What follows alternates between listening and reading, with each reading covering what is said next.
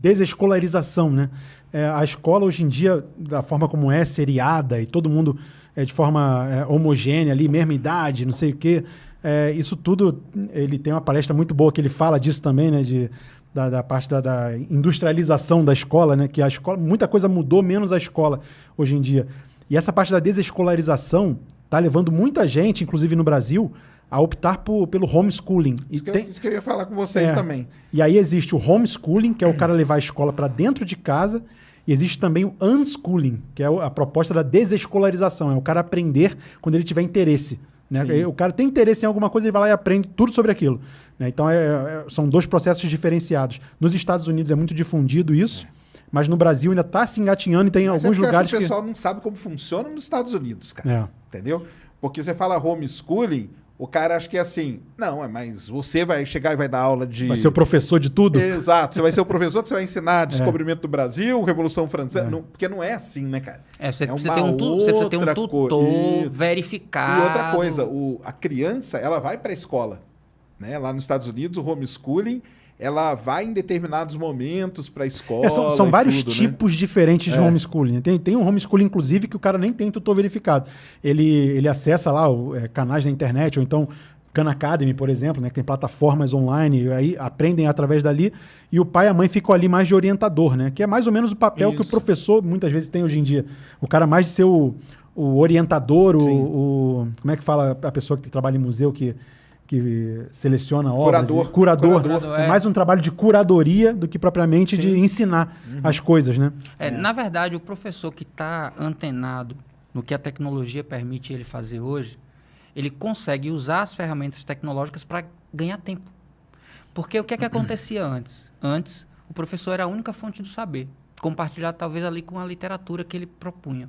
Mas hoje são tantos os veículos de divulgação que é muito melhor que o professor tenha a humildade de reconhecer que existem outras formas de aprender que não é só com ele. Pegar aquilo e vamos junto, né, cara? E aí ele passa a ser... Isso eu percebo muito quando eu estou dando palestra para professores, eu acredito que o Procopio tem coisas como essa para falar. O professor, ele teme a tecnologia por sentir que a tecnologia vai substituí-lo. Não é verdade.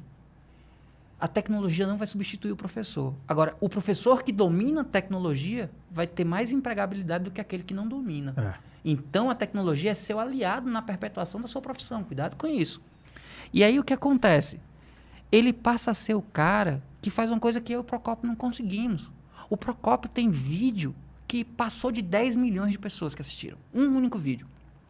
Então, ele consegue atingir a massa. Mas o Joãozinho, que senta na terceira fila, na segunda cadeira, e que no último mês não tem prestado atenção, o Procopio não vai conseguir atingir. Mas se o Procopio deu uma aula e todo mundo está ali só para equalizar, o professor pode fazer uma atividade sentar do lado do João e entender que o João está tendo problema em casa porque os pais estão se separando. E ele não consegue entender ainda essa separação. E isso faz o rendimento dele de matemática cair. O Procopio nunca vai chegar no João com a mesma qualidade que o professor pode chegar. Mas o Procopio pode possibilitar o professor ter a oportunidade de chegar no João. Então, a nossa forma de ajudar é permitir que o professor trabalhe com projetos, trabalhe com metodologias ativas, e ele vá lá para fazer o polimento. A aula invertida, que tanto falou, Flipped Classroom, ela já existe há muito tempo. Antes era com livro, leia da página tal a página tal, que eu vou chegar aqui e falar sobre. É tirar o aluno do zero. Porque se você pega todo aluno achando que ele não sabe nada, o esforço para trazer para ele saber o mínimo é muito grande. E o aluno sai com dúvida. Se o aluno é impactado pelo conteúdo antes e chega na sala com dúvida, é diferente, a né? sala é um ambiente de conclusão e de tirar as dúvidas. Exatamente. Né? Eu tinha 11 tempos de aula por semana, porque eu fazia escola técnica e fazia colégio de aplicação. Eu só conseguia dar conta porque eu estudava o conteúdo antes da aula. E aí eu chegava na aula, quando o professor ia falando, já ia conectando com aquelas minhas coisas que eu não tinha entendido, ia ficando mais claro. E se alguma coisa ainda escapava à fala do professor, eu perguntava, professor, isso aí, e por que não isso? E aí eu conseguia, no ambiente de aula, concluir, ao invés de começar a aprender sobre alguma coisa. Então a tecnologia hoje tem esse papel importantíssimo de, primeiro, o Rafael é um cara descolado, eu sou um cara mais duro. Mas tem professor de física que é altamente descolado, professor que é altamente tecnológico, professor que é papel e caneta, professor que é giz e quadro. O YouTube Edu já preconiza que ali estão todas as formas de ensinar, seu jeito de aprender. A gente consegue hoje, praticamente, ter um professor para cada aluno. O aluno escolhe o professor que fala a sua língua. E isso potencializa, porque se o cara quer um professor dinâmico, divertido, tem. Se quer um cara mais linha dura, tem. Se quer um cara cheio de história para contar, ele me acha. E aí ele consegue encontrar o professor que fala mais próximo à língua dele, chega na sala de aula com aquele conteúdo razoavelmente compreendido, vai para a sala de aula e o professor vai fazer o acabamento. Sim, então é muito, muito útil a tecnologia. E acho que aí na pandemia, acho que isso aí ficou super ressaltado, né? Mas alguns colegas, infelizmente, eles se sentiram obrigados a aprender e, por ser obrigação, eles tiveram menos prazer em fazê-lo.